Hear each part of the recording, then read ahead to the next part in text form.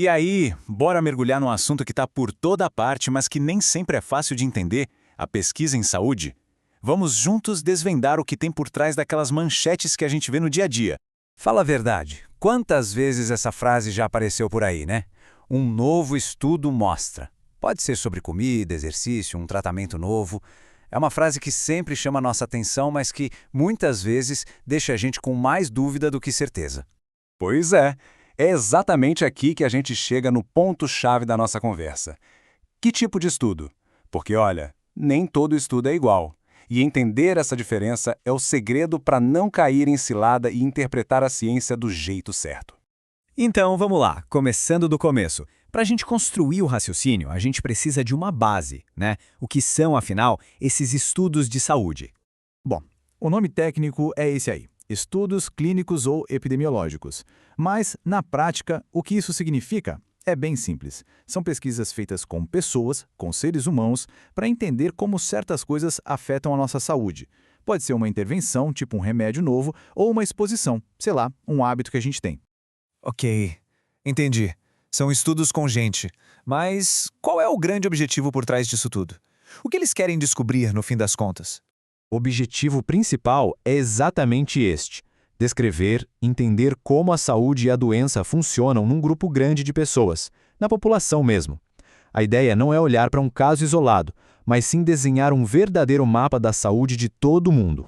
Agora a gente chega numa divisão que é, assim, uma das mais importantes de todas na pesquisa. É tipo uma encruzilhada. O pesquisador vai lá e faz alguma coisa, ele interfere, ou ele só fica olhando o que acontece naturalmente? E essa diferença fica super clara aqui. De um lado, a gente tem os estudos experimentais. Nesses, o pesquisador bota a mão na massa, ele intervém. Do outro lado, tem os estudos observacionais. Aqui, o pesquisador é como se fosse um espectador, sabe? Ele só observa, anota tudo, mas não muda nada no que está acontecendo.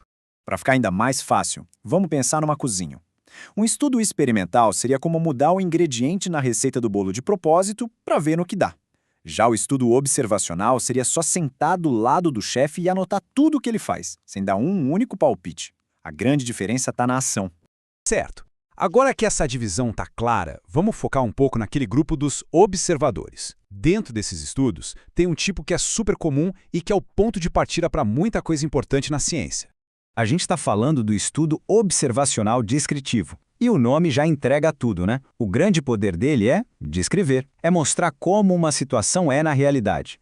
E aqui está a definição dele. É um estudo que vai descrever as características de uma população. Mas, atenção, esse é o ponto crucial. Ele não testa se uma coisa causa outra. Ele responde à pergunta o que está acontecendo, mas não necessariamente à pergunta por quê. E por que saber tudo isso é tão importante? Simples.